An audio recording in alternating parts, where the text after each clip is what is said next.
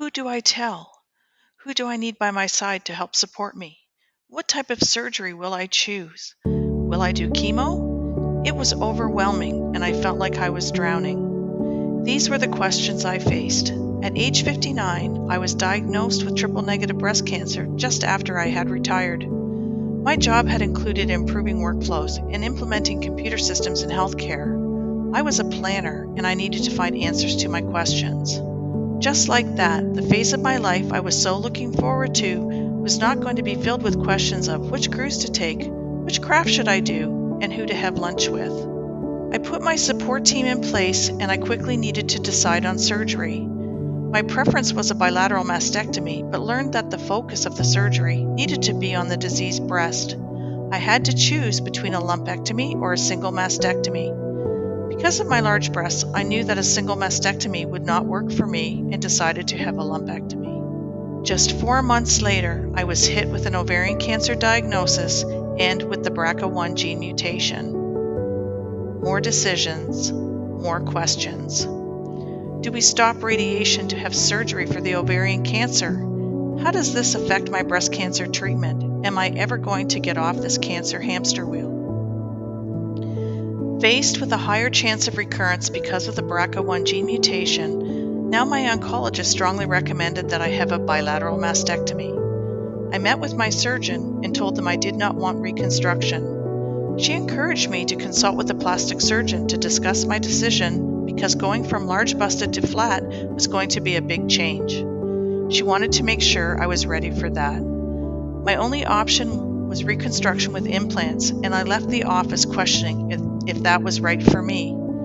How will I ever decide which way to go? I had to complete my treatment for ovarian cancer before I could have the mastectomy, and I had the gift of time to do my research.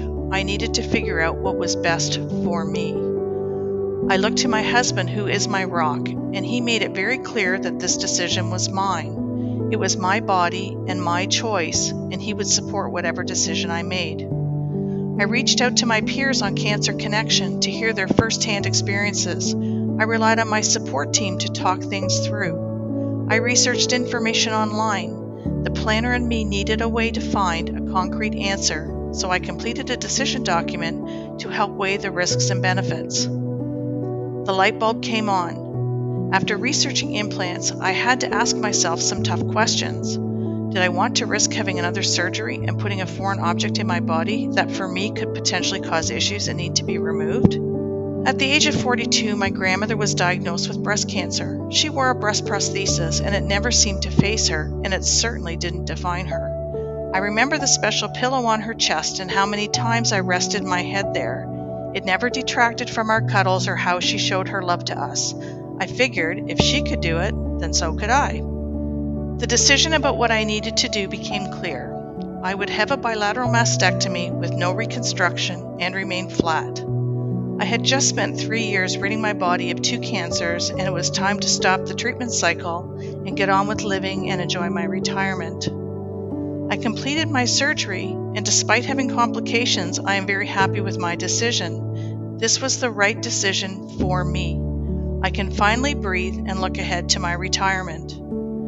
Instead of doctor's appointments, tests, and surgeries, my time is spent socializing with friends and family, being immersed in my sewing room and looking forward to cruising again.